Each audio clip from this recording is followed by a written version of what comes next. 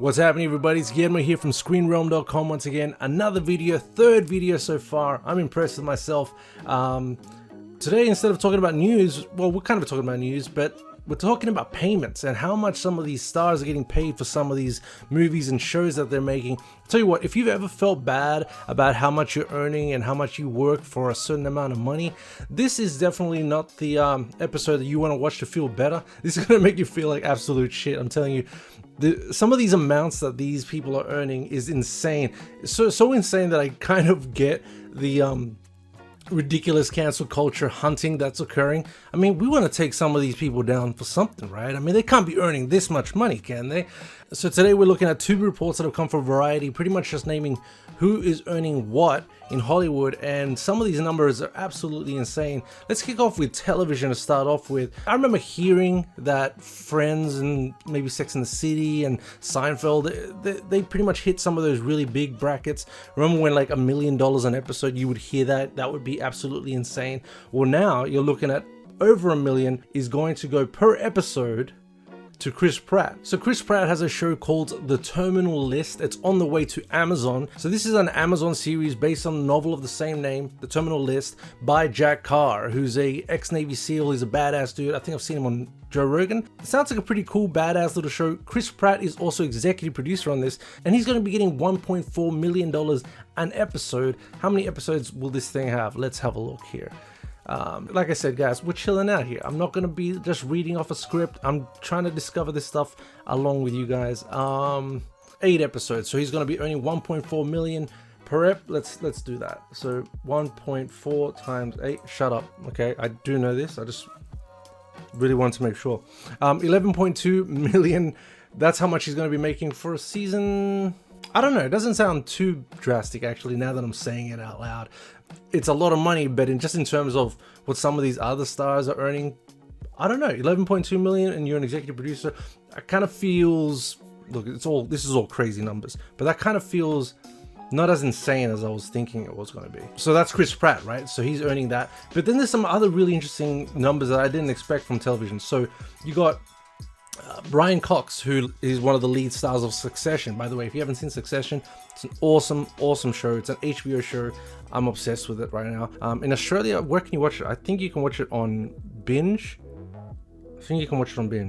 Succession, great show. So Brian Cox, who I always remember from The Ring. My wife was not supposed to have a child. My wife was never supposed to have a child. It's a really bad impression. But then he goes into a bathtub with a bunch of electronics, and he ends it there. But yes, that's what I always remember him from in The Ring. So Brian Cox, he earns $400,000 to around $500,000 per episode. You have his co-stars on that show, Sarah Snook, Aussie actress, Kieran Culkin, Macaulay Culkin's brother, $300,000 to $350,000 per episode. Jason Sudeikis for Ted Lasso. I haven't seen it yet, but a lot of people are telling me that this is a really good show. Have you guys seen it? It's on Apple, I think. $400,000 per episode in season 1. I assume it's going to be more for season 2 because, you know, that's just how it works. More success, more numbers. You can come back, renegotiate, get that money up again. But then you have really interesting things or numbers that go to film stars that have come into the television world. So you have Henry Cavill, who for The Witcher has $400,000 per episode. I assumed it might be a little more than that. That this is Superman after all, but $400,000 per episode, it's nothing to sneeze at. Jude Law, he did a mini series on HBO called The Third Day. He got $425,000 per episode for that, but that was a small show. I can't remember how many episodes, 6 or something. But interestingly, Bryan Cranston from Breaking Bad fame, he clearly still has a lot of pull, and he's quite big in the television world. He earned $750,000 per episode for Your Honor. I haven't seen that show either. I'm actually pretty behind looking at some of these shows. I thought I'd see everything, but you can't catch up. $750,000 for Bryan Cranston, way more than Jude Law and Henry Cavill, which is, I don't know, is it surprising? Is the era of the star what it used to be? I mean, when you look at things like Avatar, that barely had anyone huge in it. I mean, it had Sigourney Weaver, but it was also led by Sam Worthington and Zoe Saldana, which aren't huge stars. and that was the #1 grossing film of all time for quite a while. Speaking of film stars doing TV, Kate Winslet for Mayor of Easttown, $650,000 per episode. Another great series apparently that I still haven't seen, but that's on my list. I will be watching that. Pedro Pascal. Now, if you haven't heard much about it, The Last of Us, the video game The Last of Us, is being turned into an HBO show, and Pedro Pascal is going to be playing the lead character. He's going to be earning $600,000 per episode. He comes from the Mandalorian fame as well, so he's got Narcos, he's got a few things. He was the bad guy in Wonder Woman 1984. So he's been really getting more and more attention, and his name's becoming bigger and bigger. So $600,000 for The Last of Us, that kind of makes sense, I guess. Gillian Anderson for The First Lady, $600,000 per episode. Alec Baldwin for Dr. Death, interestingly, $575,000 per episode, and he was sharing that show with Joshua Jackson and Christian Slater, and I didn't even see them being mentioned on this, so on this particular list. So I guess Alec Baldwin may theoretically, judging by this list alone, have gotten paid the most. That would be weird, right? If you're all acting on something together, if you're all working on something and it's kind of the same project and then someone else is earning a lot more, it feels strange when we look at it in our kind of jobs. Say if you're in an office job where you're just doing data entry, stuff like that, you're like, we're doing the same thing, except the way that the are you guys hearing this? How big you are as a celebrity has a lot of pull when it comes to drawing eyes and drawing attention to a project, and if that project makes a lot more money, it's because you were there, thus you can ask for a lot more money. And then there's a matter of capitalizing on brands, which can bring some celebrities a lot of money. For example, there's a 10-part reboot of Sex and the City coming up on HBO. It's going to be called And Just Like That, that's what it's called. And these stars from Sex and the City are earning bank with this. Sarah Jessica Parker, Cynthia Nixon, Kristen Davis, but not Kim Cattrall. They're all going to be back. $650,000 to $750,000 per episode they're going to be earning for that, which kind of makes sense. It's freaking Sex and the City, which was a giant thing back in the day. So obviously there's a lot to capitalize on there. Let's move on to the movie side of things. Now, who do you think off the bat is the #1 paid person kind of around? I mean, actor-wise.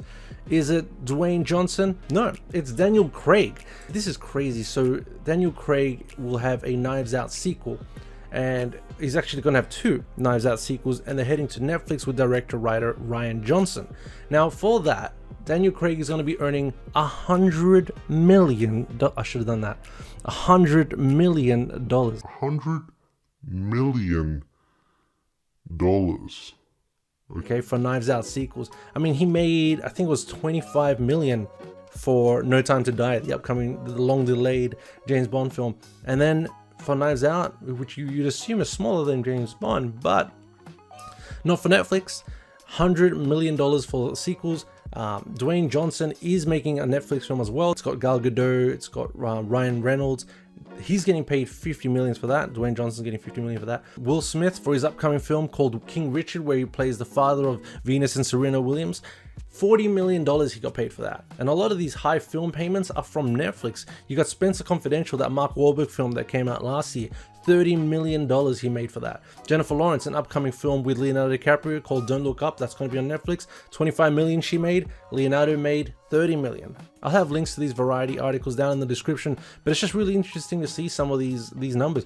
Robert Pattinson, really interestingly, I thought he'd make way more for this considering what it is. So for the Batman, Robert Pattinson, I always say Patterson, Robert Pattinson, he made $3 million.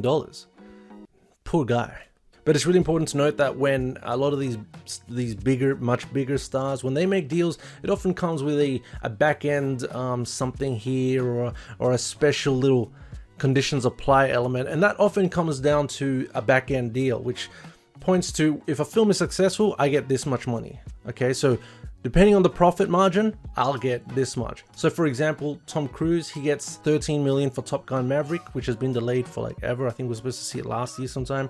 Keanu Reeves for The Matrix 4 gets in between 12 to 14 million. Nothing compared to like the 100 million for Daniel Craig, the 50 million for Dwayne Johnson. These guys have back-end deals. So Tom Cruise, Keanu Reeves, they're expected to make a hell of a lot more because the film will be successful. I mean, you can assume The Matrix 4 will be successful and it will make a lot of money. So they'll just, off the bat, they'll say, you know what? Don't give me as much as Daniel Craig, but on that back end, if it makes a lot of bank, I will too. But yeah, it's just crazy that, and you know what? Let's look at the highest paid roles of all time, shall we? Business Insider. Okay, Business Insider had when was this article from? 2018. Okay, so Yahoo Finance in November 16, 2020. It's kind of recent. So Adam Sandler for The Ridiculous Six, it's that Netflix comedy. He made $62.5 million, but that's a huge amount for a little comedy like that. But it is Adam Sandler who brings in crowds, like crazy crowds. But that was part of a $250 million deal that he made for a number of films that was going to be under Netflix. So that film broke down to around $62.5 million. That's pretty crazy. Harrison Ford for Indiana Jones and the Kingdom of the Crystal Skull, which got absolutely annihilated. I didn't mind that film. I'm sorry, I didn't mind it. So many people are just thumbs down, thumbs down. I mean, one of them has Nazis melting because of the Ark of the Covenant and this powers from space. And then everyone was really upset that there were aliens in Indiana Jones and Kingdom of the Crystal Skull. And I was kind of like, well, you know, not too different. So Harrison Ford, Kingdom of the Crystal Skull, $65 million. Johnny Depp, Alice in Wonderland, he made $68 million. Sandra Bullock for Gravity made $70 million. Tom Cruise, Mission Impossible Ghost Protocol, $75 million. See, that's part of that back end thing. I mean, if Tom Cruise is going to make $13 million from Top Gun, I mean, come on. You know that there's a huge back end. Nice. Robert Downey Jr. for Avengers Infinity War, $75 million. That's crazy. These numbers are getting massive. So for The Matrix, Keanu Reeves, by the way, Will Smith was supposed to be the one in The Matrix, and he said no to that. I guess he didn't really need the money that much. So Keanu Reeves made $83 million for the first Matrix film. It says here, Keanu Reeves has earned a total of about $250 million. $250 million from the 3 Matrix films. What? That's so much money. That's $250 million, right? Johnny Depp, Pirates of the Caribbean. How much did he make? $90 million for Pirates of the Caribbean. With 5 movies in the Pirates of the Caribbean series, he made around $450 million. That's insane. Depp told Vanity Fair of his paychecks for Pirates. It's ridiculous. Hey, I mean, as long as they acknowledge it, I mean, things, you know, we can complain about how much they earn, and it's certainly unfair in terms of other jobs and how much the rest of us all earn. But if you're them, what are you gonna say? No? No. I mean, my uncle is he sells bikes and he doesn't make anywhere near as much as this. So please Disney, keep your money. Will Smith comes out number 2 for Men in Black 3. He made $100 million. $100 million for Men in Black 3, which was a pretty poor film. You hear celebrities going, "Nah, I'm done. I'm done with that franchise," or "I'm over it." You know, Daniel Craig said he was done with James Bond, and he was like really adamant about being completely over the franchise and over playing the same character. And then ka-ching comes, and all of a sudden, oh what? It's a new Daniel Craig James Bond film. That's why I always say, take it with a grain of salt when you see these, when you hear these celebrities going, "I'm done, I'm done." I always say they're done until how much? But number one is Bruce Willis, huh?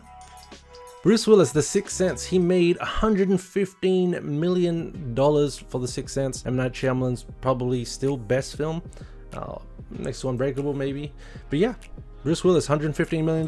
There you go, guys. I've been branding for a while. If you can, I suggest you quit your day job, start auditioning for some roles. You never know, one of these days you could get a $115 million payday for looking really, really confused in an M. Night Shyamalan film. $115 million bucks. There you go, guys. Catch you next week or next time or next episode. Man, I need to make some money.